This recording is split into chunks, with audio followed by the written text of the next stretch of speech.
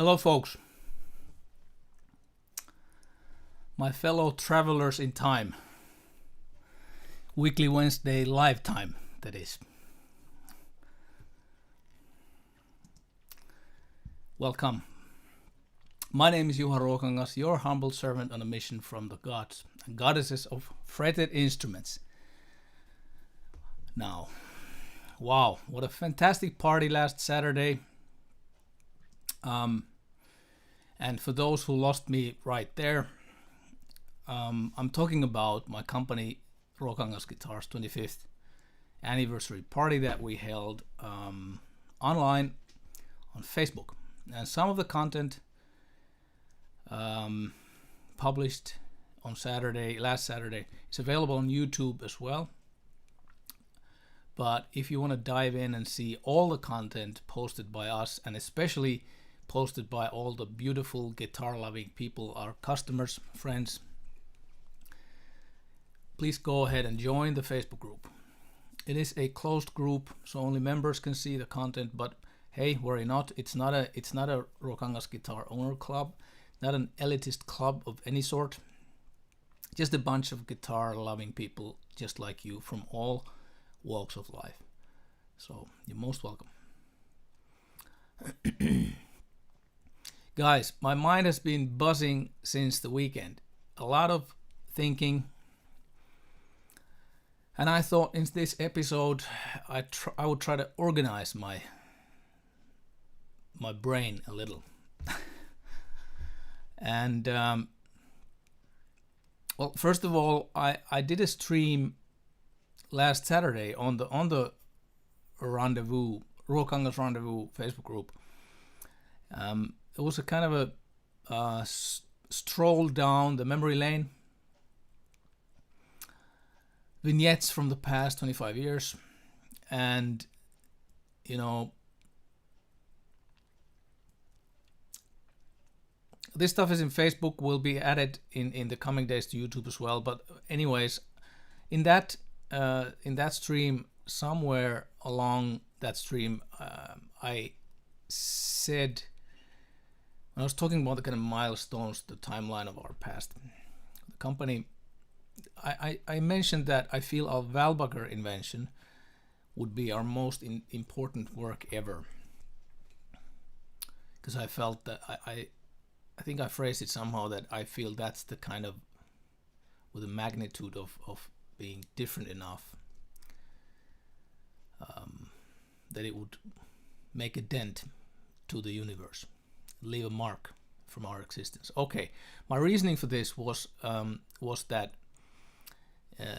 the exceptionally fundamental novelty of this invention. In other words, the Valbacher might not be of interest to most of us who want to make music like most of us make music, but to that minority who doesn't want to follow but instead wants to lead the group to the next frontier, the pioneers, for that minority who wants to lead rather than follow, for them our Valbacher might be a revelation. Well, time will tell, and why I mentioned this today, the point is not at all the Valbacher. So we're not going to talk about the Valbacher. This was just to explain. I said that my mind has been buzzing and I've been thinking a lot, and this thinking about novelty and conquering the frontier just made me think. And today the key word is indeed frontier. Where is the next frontier in guitar-driven music? And you know, who are the pioneers exploring that unknown, that front line, the next Jimi Hendrix?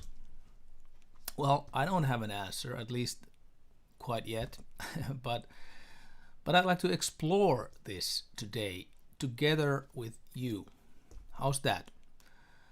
Let's explore this.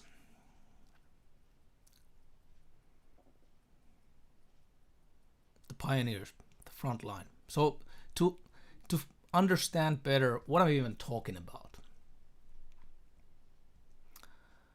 let's look at a couple of the pioneers from the past. Characters, bands, individuals that brought something genuinely new to the table. Now, like I said, a lot of thoughts buzzing on my mind, and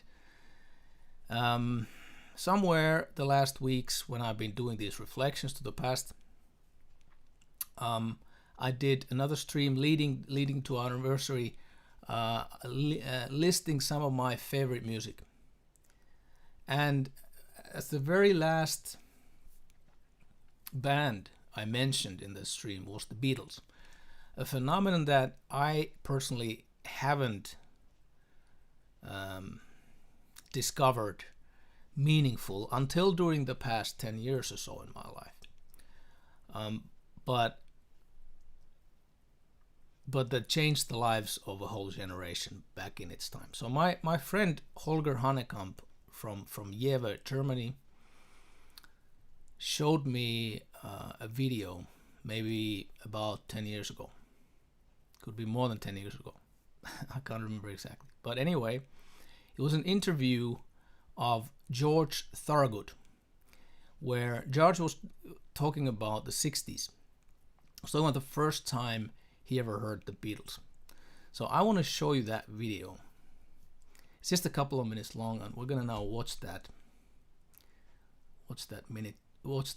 George Thorogood interview, clip of that interview together, okay?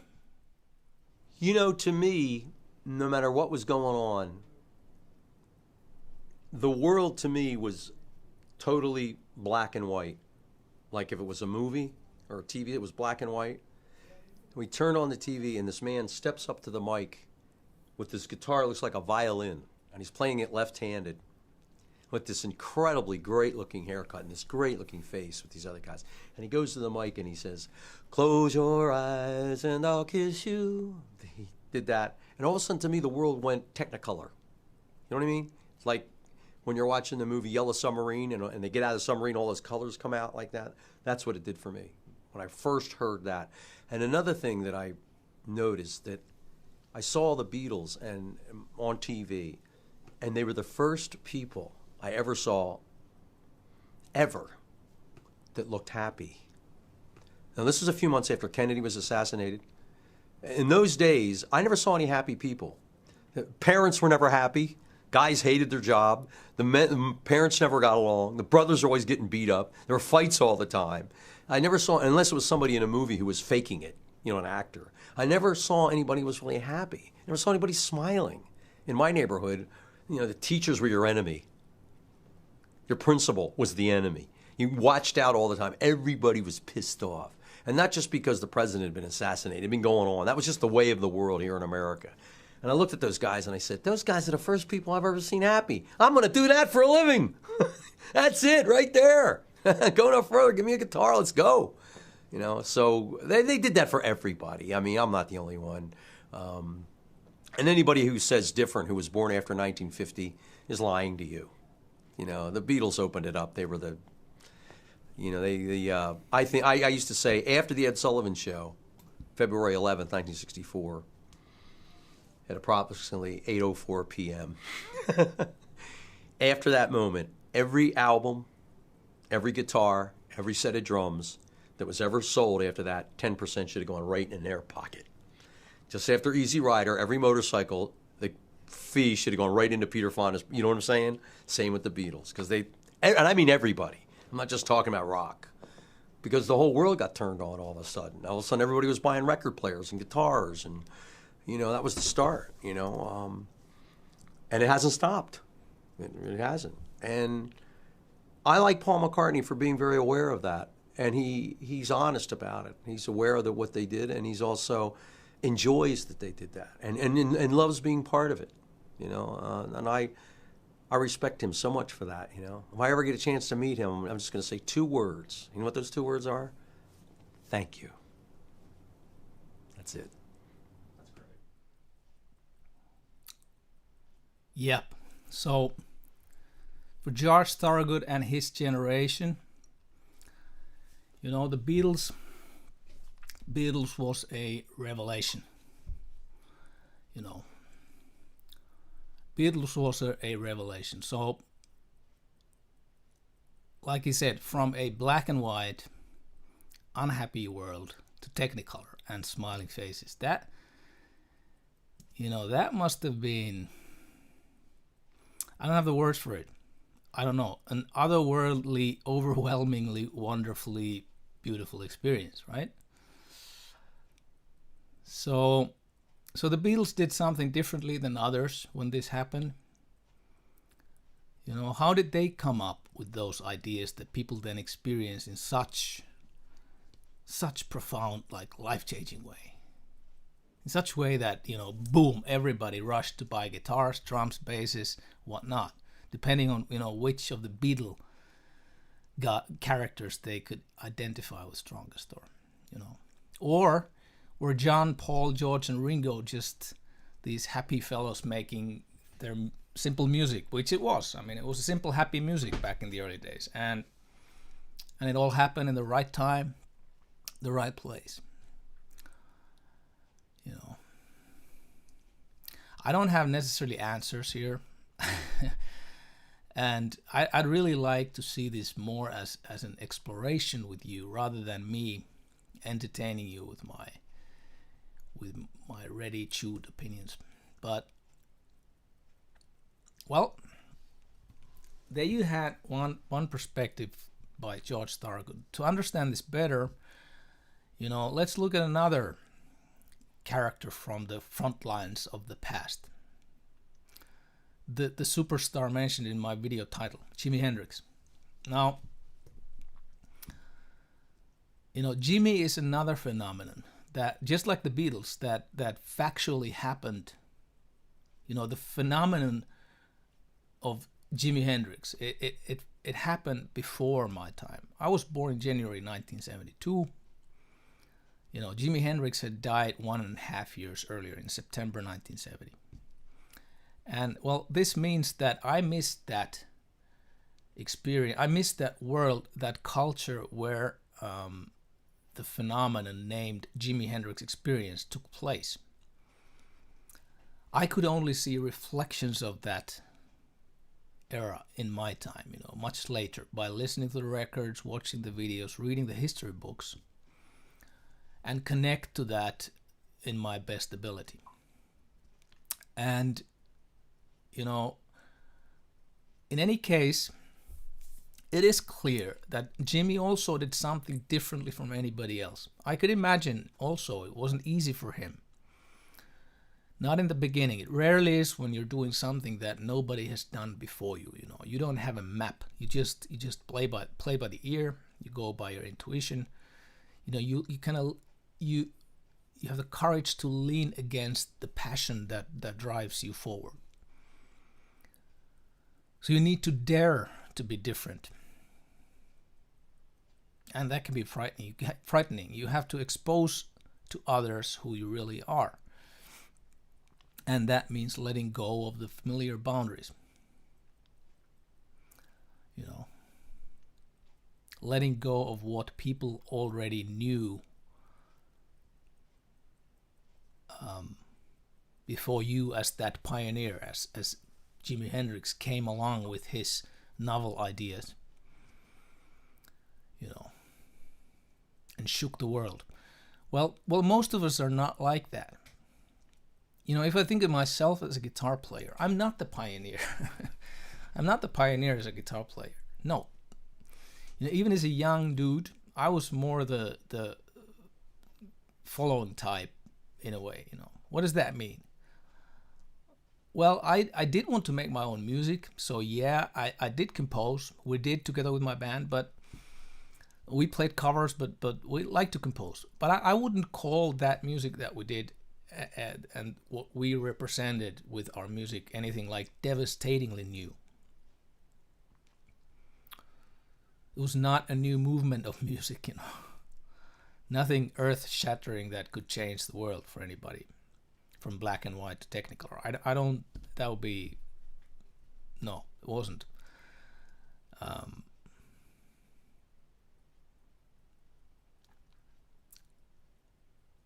Already then as a young kid, it was for me playing guitar, playing music, making music.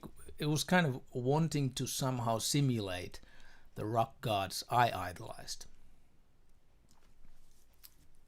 And the majority of us is, well, in different kind of ways are like that. So, you know, in a period when I would listen to a lot to Genesis, my music started to have pretty strong influences from their music. You know what I mean, right? And there is that bell curve, you know, that bell curve. The statistics prove it, that most people are not pioneers. You know, there are among us those few rare people who push the boundaries, be it guitar, be it whatever walk of life. They push the boundaries, they invent, they create new. And then there would be the rather small group of early adapters who jump on the train before others. They get to be there first. But they're already followers. You know what I mean? And then comes, you know, then come me and my buddies, the masses. As I feel as a guitar player, myself anyways.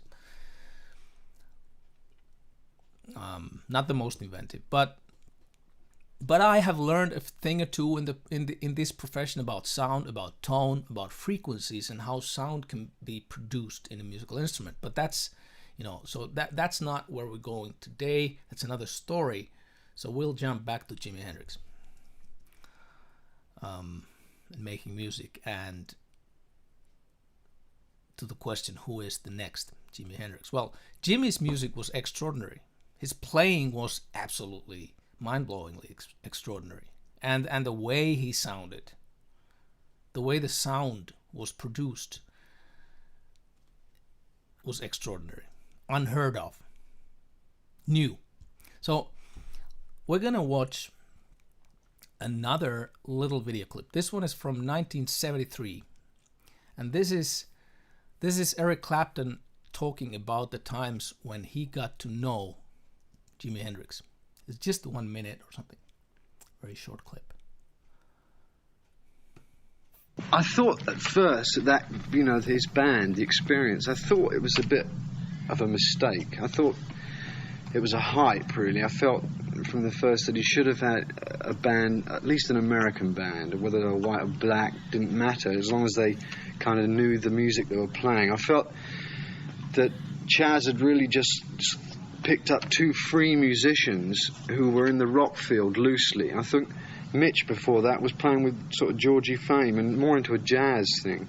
I don't know what Noel was doing, but I mean, it didn't take him long. Once Jimmy sort of introduced him to his music, they really got into it very quickly. But I thought at first that it could have been a better band or a bigger band, but it worked in the end, obviously.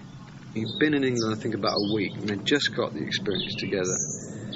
And he had the club on his feet, you know, from the word go. They couldn't believe it. It was just solid musicians, the whole club, you know. He was incredible. He really was. And he had such a, he rehearsed 2 days, and he had like an hour and a half act of great songs, and the band was together. Still, he could have been up there on his own, you know, he didn't really need anybody else. He could play on his own and do it perfectly. So okay, this was a little less enthusiastic video than the one about the Beatles with Josh Thorogood. You know what I mean? Well, the reason why I wanted to show you guys this specific little clip is that one comment by Clapton, which in fact reveals the answer to our question, who is the next Jimi Hendrix? You know, no, not Eric Clapton is not the next Jimi Hendrix. Never was. No. But see, in that video, Clapton says, he starts it, that clip that I edited in, it starts with Eric Clapton saying that at first he thought Jimmy's band, referring to the Jimi Hendrix Experience, was a mistake. Aha! So now, in other words, Eric Clapton, who was in the 60s also an up-and-coming guitar god, First with the Yardbirds, then with John Mayall and the Blues Breakers, and finally with Cream from 1966 on. And yet, he could not see what was coming when he heard Jimmy play in those very early days. He could not, at first glance, identify the extraordinary phenomenon emerging, named the Jimi Hendrix experience. He couldn't see it. And that is an important hint for us. Keith Richards, on the other hand, he was one of the first guys who did recognize Jimmy's talent. He saw Jimmy perform at a time before the Jimi Hendrix experience back in 1966, and he recommended Jimmy, for the Rolling Stones manager Andrew Loog Oldham and producer Seymour Stein, but they also failed to see Hendrix's potential, just like Eric Clapton admitted on that interview. So the Rolling Stones label rejected Jimi Hendrix at the time, 1966. But why? Why didn't they see it? Why didn't they see it? Well, I'm going to bring in a comment.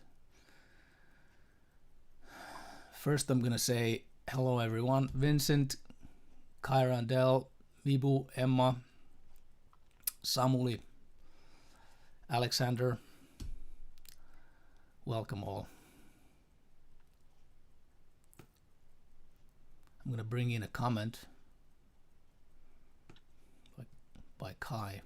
Simple key to all timeless artists is quality of songwriting. The Beatles, Queen, Eddie Van Halen, Chuck Berry, Jimmy, Angus, all timeless songwriters which remain classics 50 years later. Who's writing classic now? That's an interesting point of view. We're gonna get to that. Well, go back to Jimi Hendrix. Jimmy did things that nobody had done, right? Nobody had done. And that magnitude of, new and different. I'm going to repeat that. That magnitude of new and different. When it gets kind of too new, too different, it puts most of us off. It's frightening. It's strange. My God, that's not right. It's unorthodox. You're not supposed to do it like that. Hey, you shouldn't bend it like that. You know what I mean? But Jimmy, he took the equipment that was available. He took his Strat, he took the Marshall Super Lead amplifiers, the full stacks, the wah-wah, the Arbiter, fuzz phase, whatnot. And he used, or I'd like to exaggerate and say he misused the equipment in such ways that they were never designed to be used that way. Not even in their designers' wildest dreams, or maybe they were nightmares, or would have been nightmares. I don't know. Yeah, so when we all wear blue jeans and we've never seen anything else than blue jeans, and then this one fella dyes his jeans screaming red, and most people will look at that guy with suspicion. A few will applaud, though. And then it might turn into an avalanche. And soon enough, everybody's wearing red jeans. Right. So,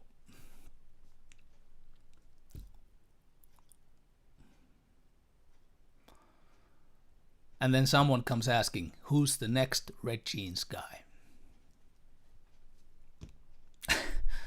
Like I'm asking about Jimi Hendrix. Well, you can't be the next red jeans guy. That train went already with the first red jeans guy. The conclusion, well, we human beings as a whole, we think a lot, we invent a lot, we do a lot of things, but we absolutely suck at predicting the future. So in this regard, my question, who is the next Jimi Hendrix? It is, of course, a paradox. It's a trap.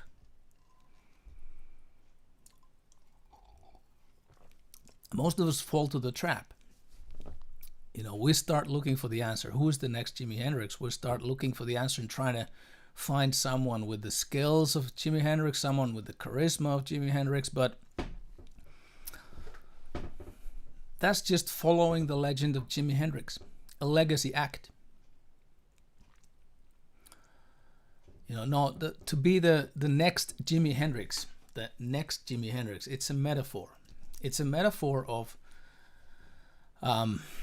fighting your way on that front line through the hardships, and stubbornly push on with your way that nobody believes in, because they've never imagined what you're imagining. Because you might be imagining to discover the next impossible that people don't expect to happen.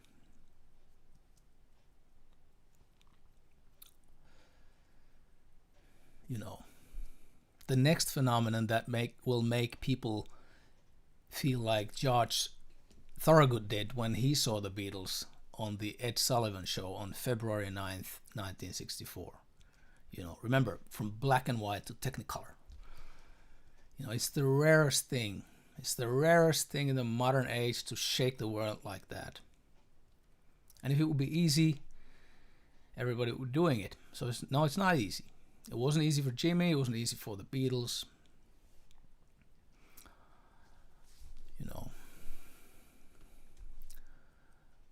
Anyways, I'm gonna bring in my dear friend Frank's comment now. Frank is saying, we don't have the same music industry as in the early times. Stars were also being made. They might have been there might have been the new Hendrix, but we might never notice it because nobody makes that person big anymore. Yeah, the world has changed for sure, and in that respect, of course, this is the other side of the story. I made a video quite a while ago. I think it was after that. Was it Washington Post who did the story about the electric guitar being dead? This is years ago, and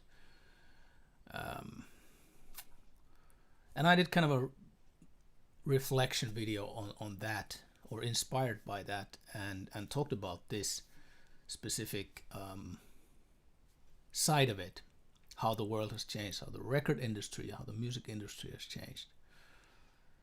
There is no such machinery anymore. So this is, of course, it is part of that equation, part of that truth. But it's not the whole truth. If we dig down to the fundamentals of it,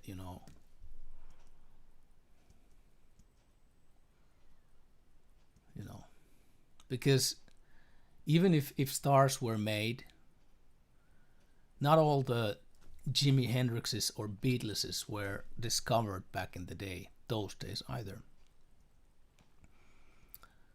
Could have been Beatles also, because in 1962 these four dudes from Liverpool, they auditioned at Decca Records, and Decca turned down the dudes, the Beatles as they call themselves, saying that the guitar groups are on their way out. And this is my point today. Because here we come around to why my brain has been buzzing with these thoughts. My last few weeks streams reflecting the past from different perspectives. It's good to know the past, and it's good to be in peace with our individual pasts. We can learn from the past, but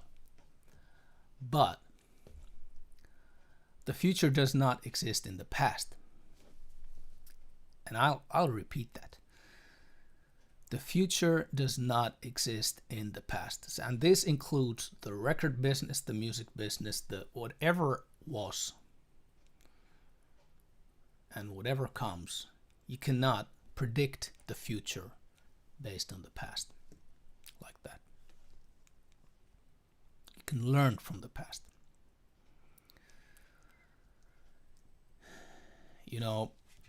The future does not exist in the past. So for me to be able to enter a new, fresh, better future for myself, I'd better let go of the past first. And the bottom line of today's stream is that, predicting the next big thing is not easy.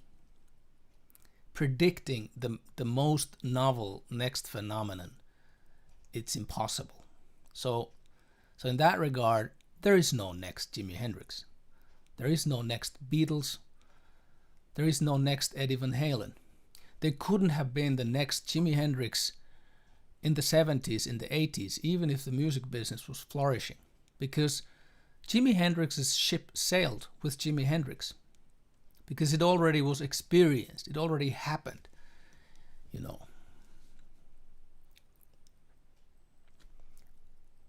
Alexander says here, a new way of understanding the guitar is needed. Here we are getting a comment that I was secretly wishing that somebody would bring up. Because, yes, a new way of understanding the guitar is needed. And spot on, continuing by Mibu, right, so let's enjoy the present. Well, okay. Okay, so Jimi Hendrix, Beatles, the Beatles, Eddie Van Halen, and many other ships have sailed, but as rare as it is possible that one day there can exist the next phenomenon in guitar-driven music that will be as earth-shatteringly unique and new as Jimi Hendrix or the Beatles were at their time. It doesn't perhaps concern us middle-aged, nostalgic old farts, but for the next generation, We're reading from news in a lot of countries that one of the unexpected side effects of the COVID year 2020 is that, guitar playing the guitar as a hobby, it is skyrocketed. More new guitar players than in ages, Okay, the year has been extremely tragic in many ways. But in this maybe in other ways as well, but in this very small way, this disaster has at least a little silver lining from the perspective of playing the guitar. So if there is more people picking up the guitar, starting to play the guitar than, in the recent decades, it means that we will also have more future guitar heroes than in decades. It will just take time. And that is awesome. That is awesome.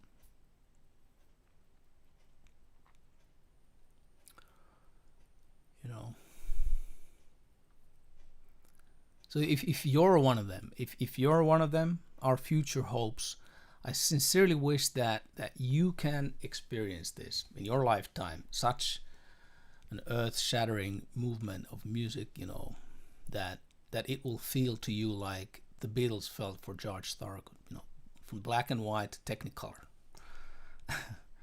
or maybe you will be leading that phenomenon yourself, the next Jimi Hendrix, as we are taking Jimi Hendrix now as not somebody who wants to be like him, but as a metaphor of the new, of the unexpected that cannot be predicted. Right.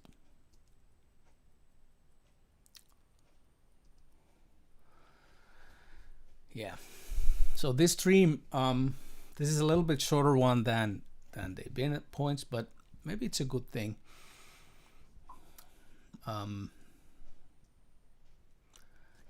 So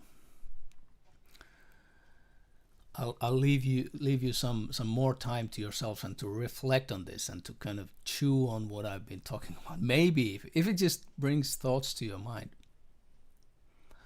Vincent says, okay, I'm gonna bring this in because it's okay. Circle closes. I got the idea from Val Bucker. Vincent says an unexpected new thing would be to put a Val Bucker on a violin. Yeah,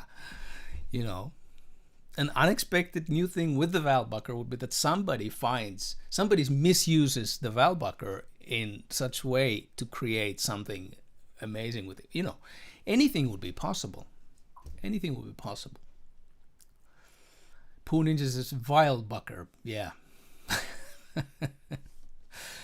Yeah. Okay, folks. Wait a minute. What does Alistair say? Not for me. I try to take advantage of it, new sounds, but not only on the guitar. I look for sounds like textures, like electronic music like artists like Aphex Twin or Radiohead with the kit A. What I'm not sure what that means, but anyways, yeah. So exactly, you know, we can imagine all kinds of futures, but we don't. Come on, if we would have the crystal ball, we would be rich, right? And it would be kind of boring as well, I think. So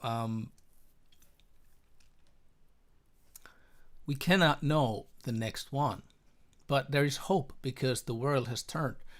Just a few years ago, you know, playing the guitar was kind of going. It was a declining trend, but it's not anymore, and I think that's just a very, very positive thing. I'm not talking about my guitars. I'm not talking about any specific way, but just because there is so much, the guitar as a whole, as a phenomenon, it's a wonderful thing, and it can give people so much. Those who take the time, the effort, go through the difficulty of learning it. It's a more difficult hobby than video games or whatever, watching films. I mean, that can be a great hobby as well. Anything can be a great hobby, but I just mean that playing the guitar is more challenging because you need to really learn it. It's gonna hurt first. It's gonna hurt for a long time. Then you drop the guitar for a few weeks and you pick it up again, and it's gonna hurt again. You know. So, folks, I'll leave it to that. My little bit provocative "Who is the next Jimi Hendrix?" topic. Now, okay, Emma and I, we have a lot of work to do the next couple of weeks. We'll continue doing a few more of those Zen and the guitar maintenance videos so I can return the instruments Harri Koski from the Mad Professor applications kindly borrowed to me. And this means most likely no live broadcast in a little moment, but I'll be back. We'll also be publishing to YouTube 1 or 2 or 3 of the videos some of you have seen at our 25th anniversary party on that Facebook group. But remember, those videos are currently only available to those who have joined as members to the Ruokangas Rendezvous Facebook group. So there's a lot of people who haven't had a chance to watch those yet at all. So we're going to put those out to YouTube and the Zen videos.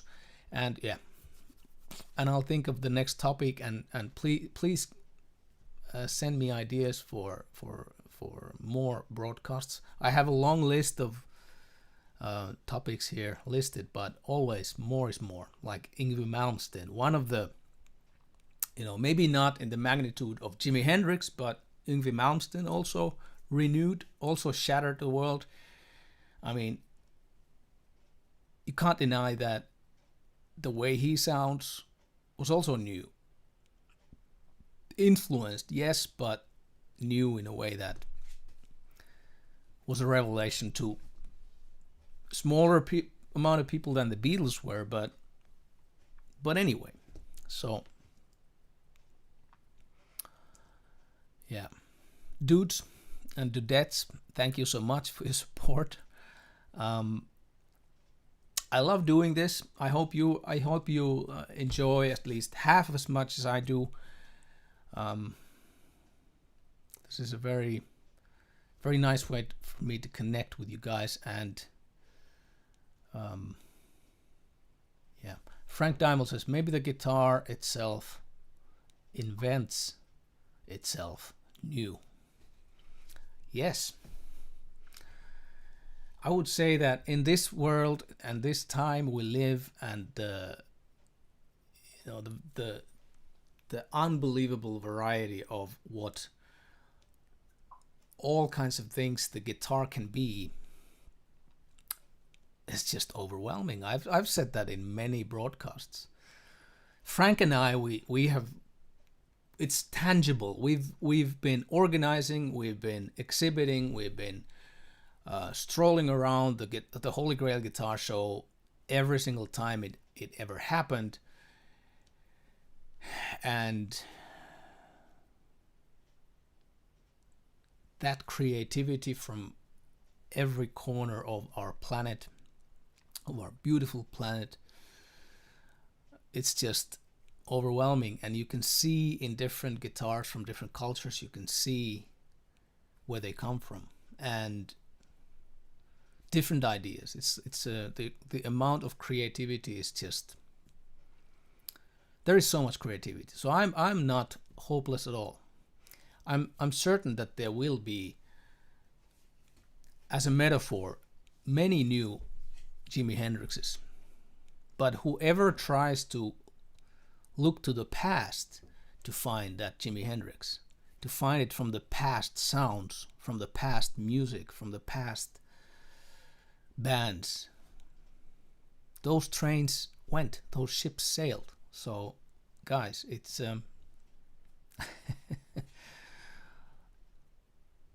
that's the trap. That's the trap where we fall. That's where we all fall. We start looking to the rear, to the rear mirror. That's the safe way to do it. But the future we cannot know. It's unknown for us, and it's maybe a bit frightening because of that. But that's where the next Jimi Hendrixes, the Beatleses, the Eddie Van Halens will be. Get my drift? Yes. So guys, take care now. Look after your loved ones. Stay safe. Keep wearing those masks. And share the guitar love, the guitar music love, by liking, by sharing to your social media, subscribing to this channel. It does help. And there's the bell icon there, somewhere there, in case you'd like to be notified of my next video. And love you people. Until the next one. Peace, love, and good music.